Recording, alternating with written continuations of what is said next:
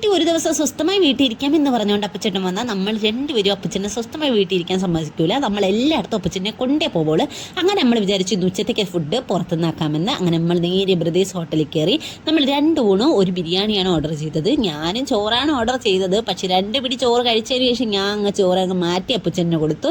എന്നിട്ട് അപ്പച്ചേട്ടൻ ഓർഡർ ചെയ്ത ബിരിയാണി പയ്യെ അങ്ങോട്ട് കൈക്കലാക്കിയിട്ടുണ്ട്. ചോറ് 2 പിടി വാരി തിന്ന് നല്ല ടേസ്റ്റ് ആയിരുന്നു കേട്ടോ. ഒടുക്കത്തെ ടേസ്റ്റ് എന്ന് വെച്ചാൽ ഒടുക്കത്തെ ടേസ്റ്റ് ആയിരുന്നു. ആ പപ്പടവും കൂടെ അമ്മച്ചിങ്ങി എനിക്ക് തന്നു ധ്രുവനെ വാരി കൊടുക്കാനായിട്ട്. പപ്പടവും കൂട്ടി കഴിച്ചു ഒടുക്കത്തെ ടേസ്റ്റ് ആയിരുന്നു. അപ്പോഴാണ് ബിരിയാണി എത്തുന്നത്. ഞാൻ ഉടനെ ബിരിയാണി അങ്ങ് ചാടി പിടിച്ചങ്ങ് എടുത്തു.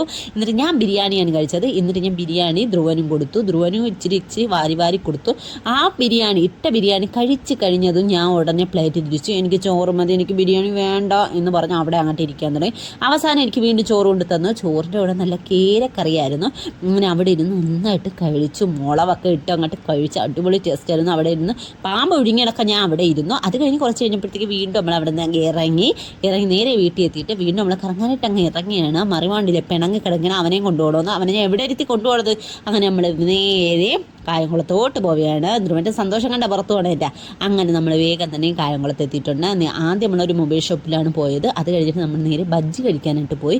അടിപൊളി ബജ്ജിയായിരുന്നു കേട്ടോ. നല്ല മുട്ട ബജ്ജി, നല്ല ചൂടായിരുന്നു. അതേപോലെ നല്ല ടേസ്റ്റും ആയിരുന്നു. എനിക്ക് ധ്രുവനെ ഒരുപാട് ഇഷ്ടപ്പെട്ടു.